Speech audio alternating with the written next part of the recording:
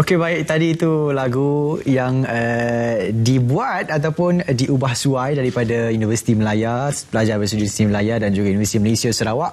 Dan juga ini satu bentuk pengajaran yang kreatif sebenarnya. Duduk renggang-renggang waktu musim COVID. Ingat patuhi SOP yang ditetapkan oleh kerajaan dan juga sama-sama kita bersama mengekang penularan COVID-19 dalam negara kita. Hari ini kita nak bercakap berkenaan dengan peranan Hospital Pengajar Universiti dalam menangani pandemik COVID-19.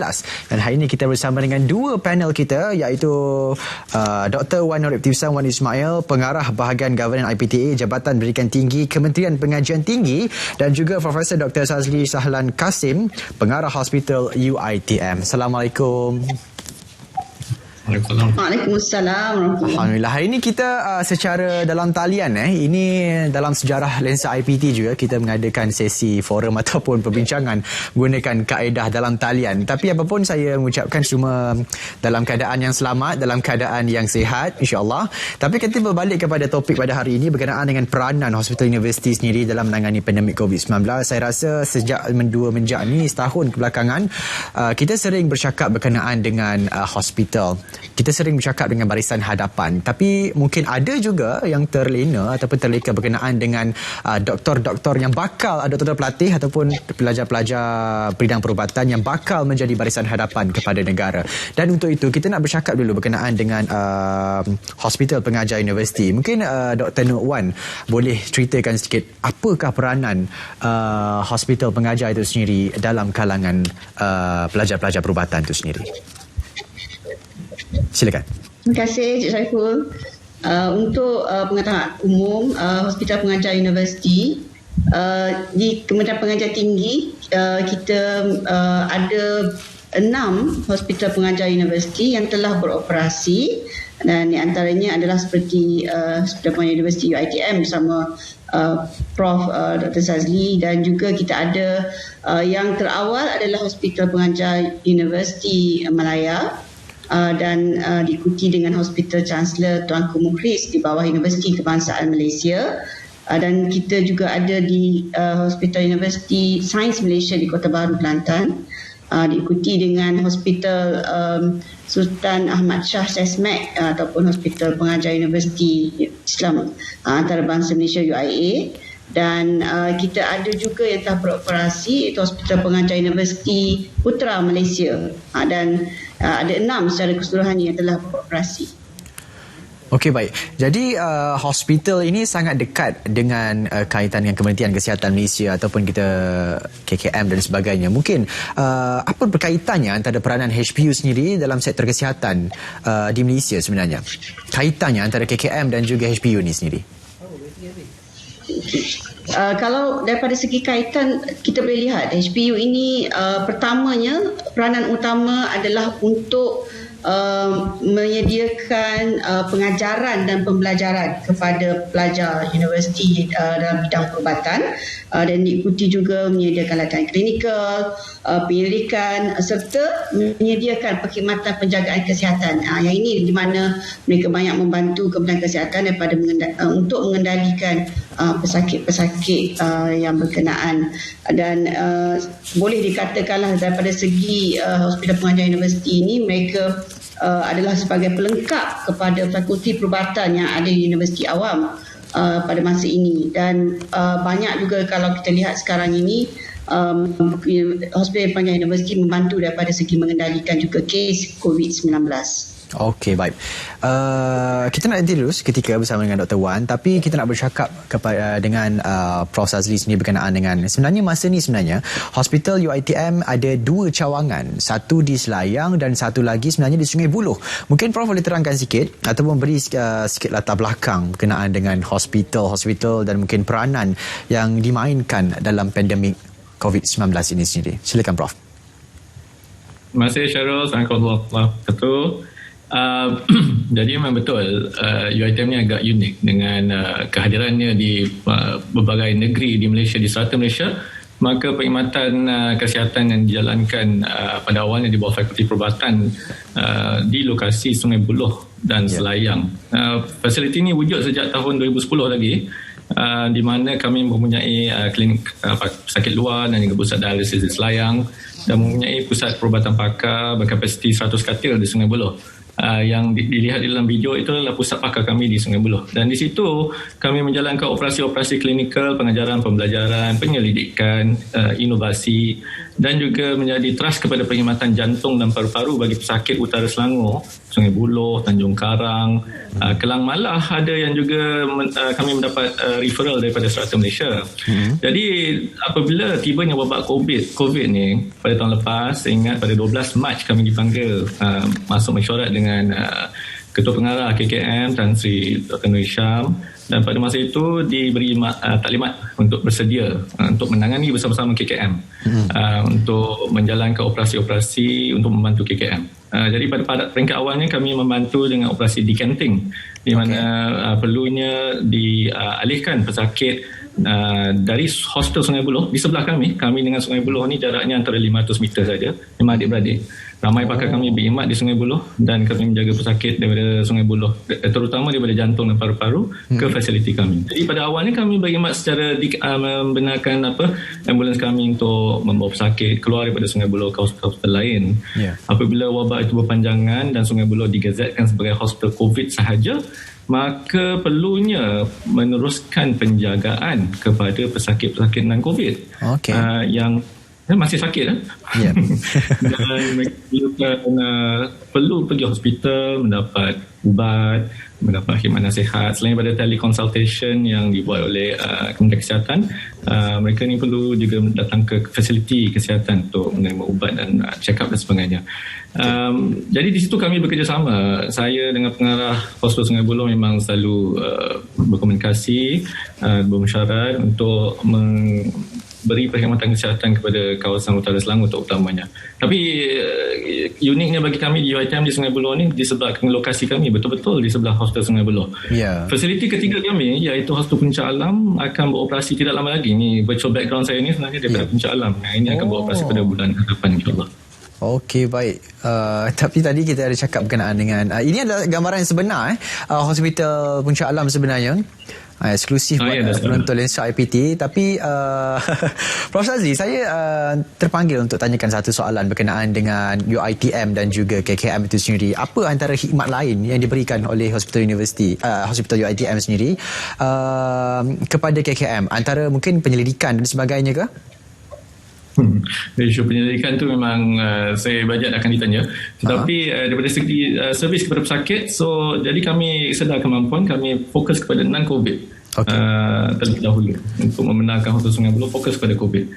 Itu satu. Selepas tu kami juga dalam peringkat masa wabak PKP 1 tu juga fokus kepada screening, lahirnya teknologi, dan kami juga ada mempunyai makmal yang boleh membantu MKK, makmal kebangsaan negara, untuk memproses sampel-sampel daripada public. So makmal kami memproses dalam 400. Bukan sahaja kami, tapi malah semua hospital pengajar universiti terlibat dalam proses menerima sampel daripada makmal kebangsaan.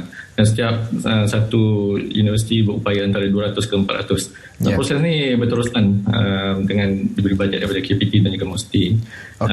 Selain daripada itu, kami juga membuat voluntary work kepada screening program. Pakar-pakar kami terlibat dengan perkhidmatan servis di KKM, di mana pakar-pakar ICU, geriatrik daripada UM sebagai contoh daripada kami, kecemasan, intensive care, dan juga pakar kawalan berjangkit, sebab hostel Sungai Buloh di sebelah hostel kami.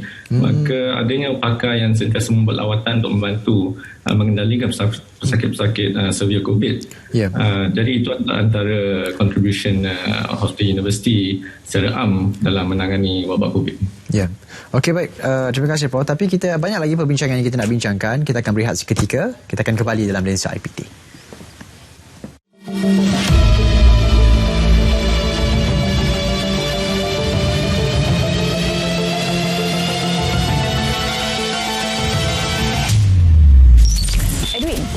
You dah bersedia kena vaksin? Also, selamat ke vaksin ni sebenarnya? Inilah soalan ni sebenarnya yang kita banyak terima, kita dengar dalam kalangan masyarakat berkenaan dengan status COVID-19 atau vaksin itu sendiri.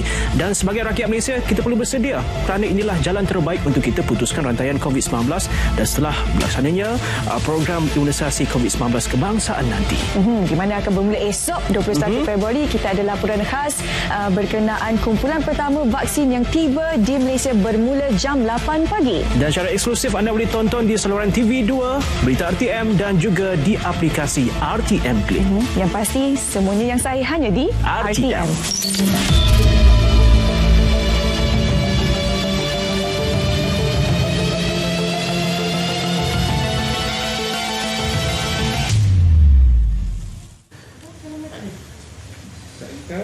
Okey, baik. Tadi kita ada bercakap berkenaan dengan hospital Puncak Alam dan juga kita bersama dengan Dr. Wan. Ada sikit berkenaan dengan cerita berkenaan dengan peranan HPU itu sendiri dalam sektor kesihatan dalam negara. Dan hari ini kita nak tanya lagi bersama dengan Dr. Wan. Kembali kepada Dr. Wan. Mungkin Dr. Wan boleh jelaskan kepada kita dengan lebih lanjut mengenai dengan ada peruntukan yang diberitahu sebelum ini 40 juta yang diterima tersebut dan apakah impak yang dapat diukur daripada angka tersebut. Terima kasih Cik Syairul.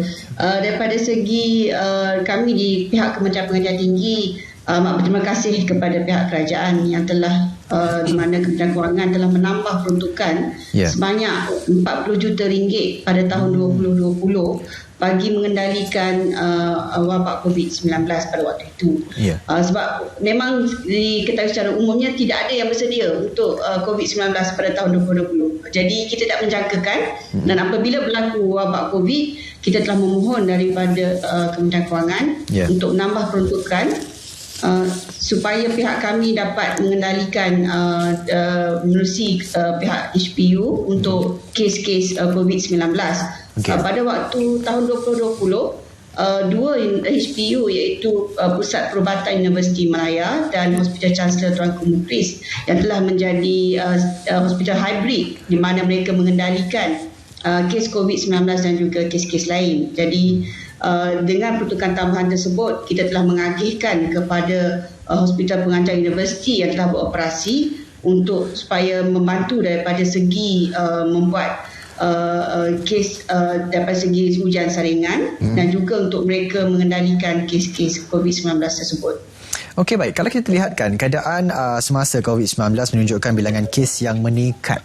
Jadi perkara itu amat membimbangkan dan juga adakah masih ada kes ini dapat ditampung dengan peruntukan kewangan semasa itu tadi, Doktor? Kalau kita bercakap pasal peruntukan memang sentiasa ada kekangan.